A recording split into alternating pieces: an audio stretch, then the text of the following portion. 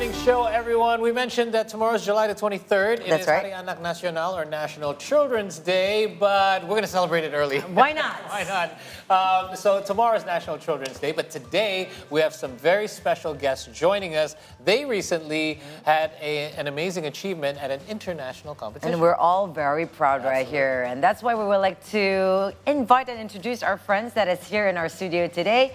We have Reinalya Audie Nugraha, all known as Reina, Brendan, Niko Lie, and Raissa Urmilla Senoaji, which they won, and also alongside with their friends in the first place in the 2024 Kids Lit Quiz competition in Canberra in Australia. So good morning. Thank you so much for being here with us, guys. Yes. Congratulations, first of all.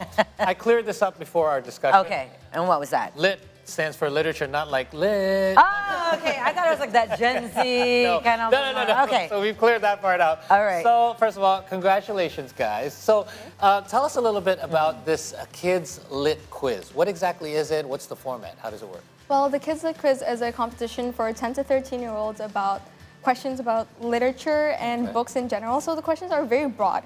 Okay. It can be about the characters, it can be about the authors, and sometimes like mythology or nonfiction. Oh, So okay, these wow. participants have to have like a wide knowledge about literature and all. And they did such a good job. Alongside Reina and Brandon, we have our two other contestants Yes. who are unable to speak today. We'd like to mention them, Yes, Elizabeth they're Ann somewhere. and Anthony Bunyamin. And throughout the process, I coached them along with my co-coach, Tristan, who's actually my brother.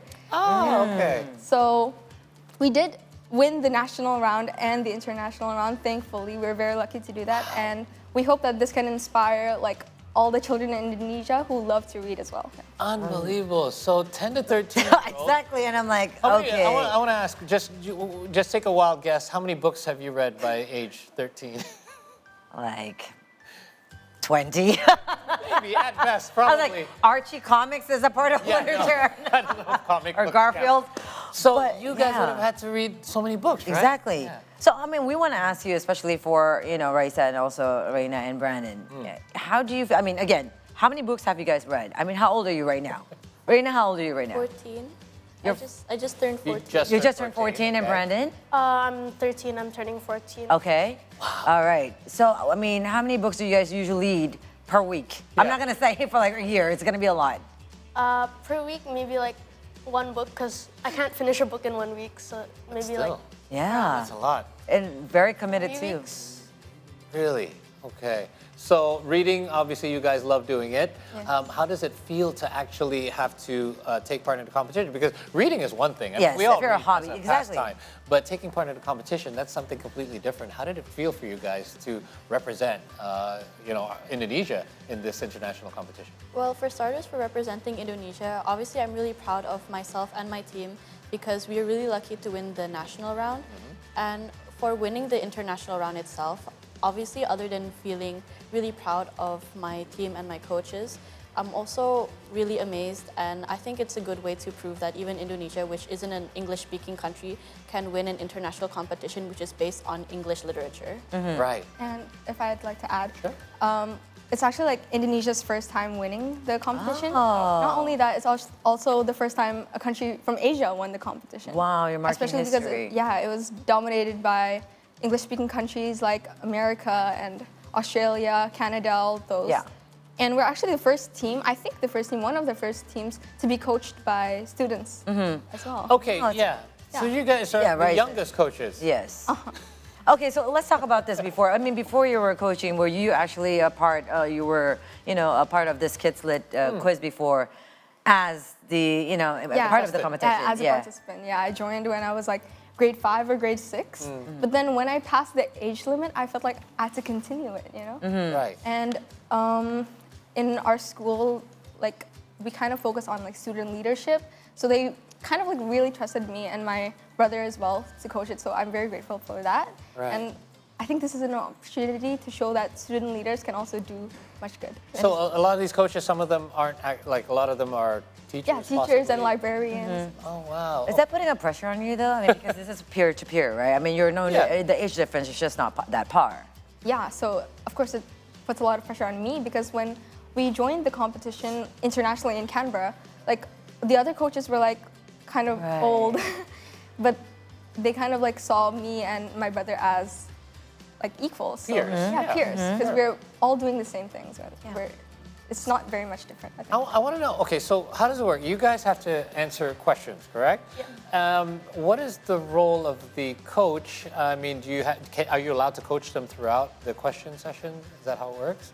No, I just help them in the preparation part. In preparation. Yeah. So tell me how important your coaches' roles were for you guys to achieve the success.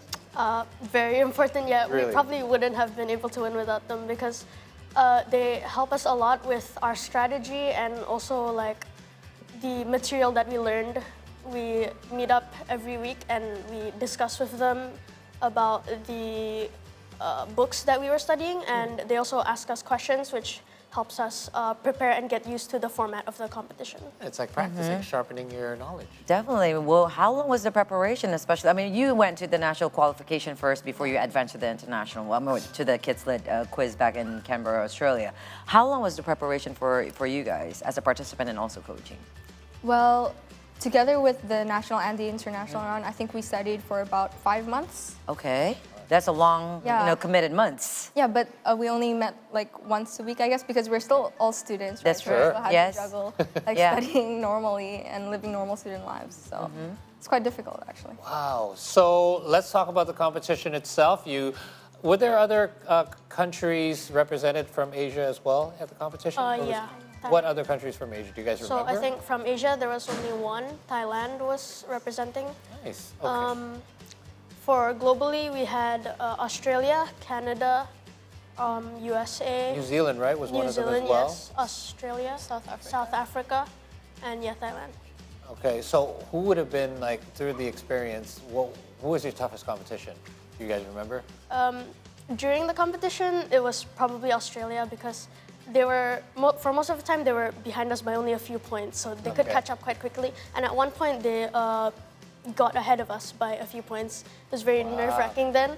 But I think also before the competition, we saw all of them as like a threat because when we were talking with the teams, and they all seemed so smart and very knowledgeable about the material that we were. Oh, so are you guys, though. So there That's you go. right. So that's right. Also a competition for them. And basically, if I remember back when I was like 10 or 13, different era definitely from you guys. But when we're, entering a competition or, someone like an event abroad, usually this is time for you to make friends, right? With your other participants and also experiences. So is there any, kind of stories that you guys like to share with us other than you winning the championship, of course, but any interesting life experiences that you guys? Well, during the last few days, I actually made quite a lot of friends, especially with Canada and Thailand. I found that they were they pretty much matched my personality a lot. And honestly, I feel like that's the best part of the competition. It was meeting like more friends who I still keep in touch with. That's good. Oh, that's so nice. So this is the first time, but obviously looking ahead, is this something, I mean, you guys have now hit the age limit. So how does this continue? Because you obviously have to regenerate new participants each time. Are you already kind of prepping or kind of recruiting the future generations, because they'll have to be new 10 to 13-year-olds, right, to take over when these guys have to give up their spots? Yeah, I think because we actually joined last year too. We went to the world final too, but we didn't win. Okay. So because of that, a lot of people got more interested in this competition, notice, yeah. especially in our school and like in other schools. So I think that after this experience, a lot of people will like to join in. And since they have already hit the age limit, maybe they can take my place as coaches. Is that something you guys would be interested in doing eventually? Yeah, Sure. Is that right? Wow, you got Indonesia producing some of the best contestants and youngest coaches as well. Yes. By the way, you all attend the same school. Is that a prerequisite? Does that have to be the case or not necessarily? I think it has to be. It has to be. So you all attend, it's ACS? Yes, ACS Jakarta. Very cool. Yeah. Guys. All right. Obviously producing champions at school as And well. this is not going to be their first time, right? no. Like winning and also having the coaches, as their peers. By the way, real quick, you guys, what were some of the most difficult challenges? Because obviously, it's not going to be a breeze the entire way. from the preparations, from the competition itself. You mentioned you met up some tough competition, having to come back from behind in certain cases. What were, from each of you, we'll start with Brandon, what was your most difficult challenge that you had? I think the most difficult challenge for me, and also I think most of the team, is just having to study a lot of material in the short amount of time that we had, because the genres are very broad, right? We can go from authors to mythology, and it's just stories in general. It can also be nonfiction. So we try to read what we can, and if we didn't have time to read it, we would just research a little bit about it, the main points, the summary, maybe about the authors. Okay, how about you? Well, during the competition itself, I found it actually hardest when the category was easy. There was this one category, it was nursery rhymes, and practically everyone knows nursery rhymes, so it's based on how fast you react. And that was one of the categories where we didn't react fast enough because all the other teams, they practically grew up with nursery rhymes too. That's Right. actually a good That's point, facts, right? It's yes. like basically embedded into the... Yeah. And as a coach, did you encounter any particular challenge? Because I'm sure it's a different experience as a participant Yeah. than as a coach. What was your toughest challenge, Raissa? It was a really tough challenge because I actually started coaching last year. Okay. I was only in 9th grade then. Wow. So actually, these are the two oldest members, right? They're only 2 years younger than me. Right. And the youngest members, they're only 4 years younger than me. So the age gap isn't very big. Yeah. And I didn't feel like I could be someone they could look up to because, So it was a confidence. yeah, I'm just a student, right? Yeah. Right. So I had to be like stricter and more mature than I actually am. And that takes mentality too. I Yeah. mean, and it takes it what to get, to as a coach and in coaching them Yeah, too. so I felt like a newfound respect for teachers who do this every day. Yeah, no, we don't appreciate them enough. Definitely. I mean, in an age right now where everything is on digital and internet, it's very, very dear heart to the children. This Yeah. is definitely an eye opener for me as a parent and also for my children that actually you can live cohesively and together. I mean, reading books and whatnot, appreciate literature, but then, of course, have fun and enjoy your games in the digital and your gadgets. And by the way, reading apparently sharpens your memory a lot because they have to memorize a lot of material, lot. I'm sure, right? Definitely. So there you go, guys. Continue to read. And we're going to continue more having discussion with our friends after the break, talking more in general, and definitely because we are celebrating tomorrow, Children's National Day. Don't go anywhere. Stay tuned right here on the C Morning Show. We'll be right back.